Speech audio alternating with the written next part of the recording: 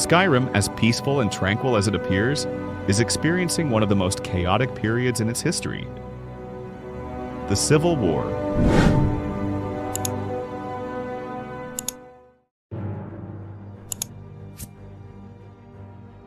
Literally and politically, Skyrim was divided. The Stormcloak Rebellion and Imperial troops brought the province to the brink of total collapse.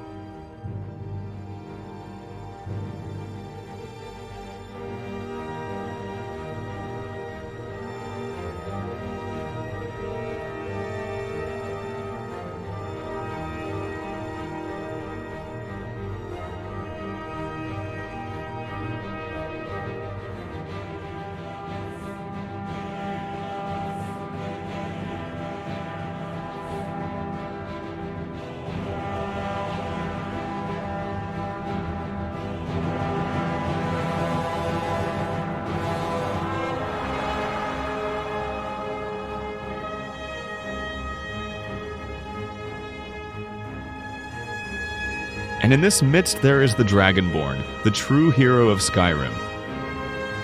Tired of an imperial tyranny disguised as an attempt at stability, and a cultural dictatorship disguised as a rebellion for freedom, he decides to act.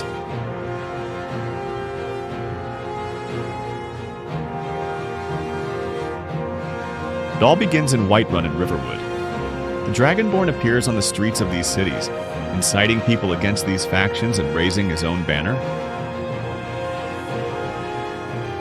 His voice was convincing, enveloping his allies with powers previously unknown, but most unimaginable. He also called to the dragons, and they responded. The Dragonborn becomes a symbol of freedom. Some breathe a sigh of relief when they see him parading his armies through the halls of their newly conquered cities. Others simply lay down their weapons and join his cause.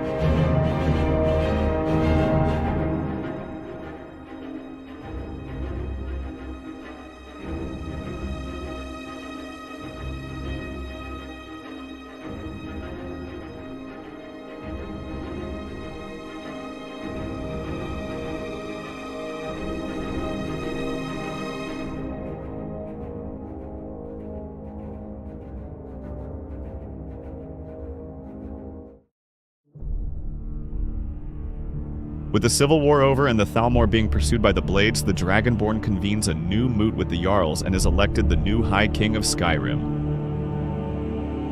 For the first time in decades, Skyrim finds stability and independence, and a new leader revered by the people. But not out of ambition, but out of a need to see the Dragonblood occupying the Ruby Throne again, the people of Skyrim and the rest of Tamriel began sending delegations to Skyrim, requesting that the Dragonborn meet with the Elder Council.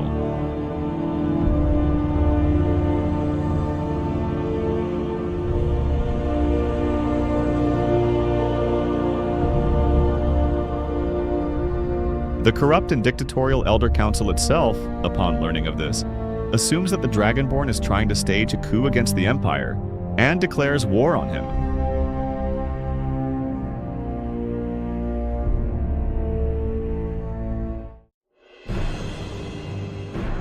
Immediately, Imperial troops invade southern Skyrim, but are repelled by the solid structure of the province, which effectively counterattacks.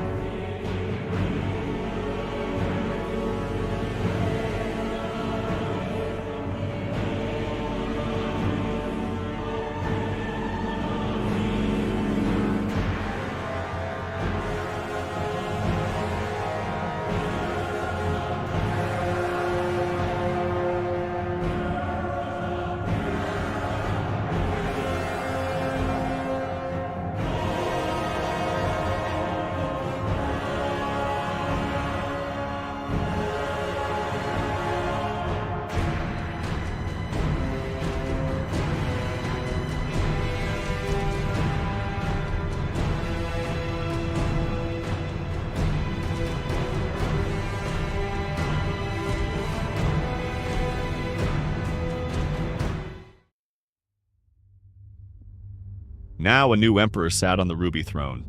The Dragonborn ruled directly from the White Gold Tower. Spontaneously, because they were culturally close to the Imperials and traditionally loyal to the Empire, the Britannian nobility saw the Dragonborn as a restorer of order and joined their empire peacefully. Hammerfell, independent and proud after single-handedly defeating the Thalmor, harbors a genuine resentment toward the Empire for having been abandoned following the White Gold Concordat. Knowing this, the Dragonborn submits a proposal for a military alliance against the Dominion, without the Red Guards relinquishing their autonomy. And they accept.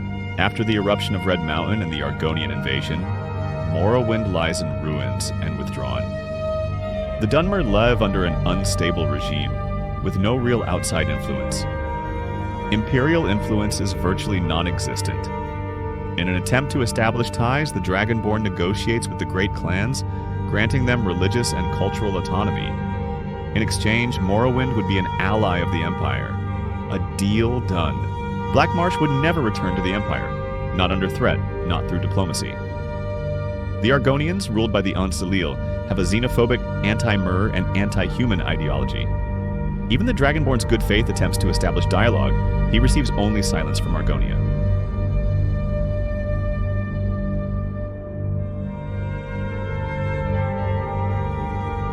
Surprising a total of 0 people, the Aldmeri Dominion feels completely threatened and compelled to act against the new empire. This time commanded by a dragon descendant. Honoring the truce, Altmer ambassadors arrive at the White Gold Tower to deliberate on the Dragonborn's empire and demand new measures and clauses in the Concordat. Could this be the prelude to something beyond?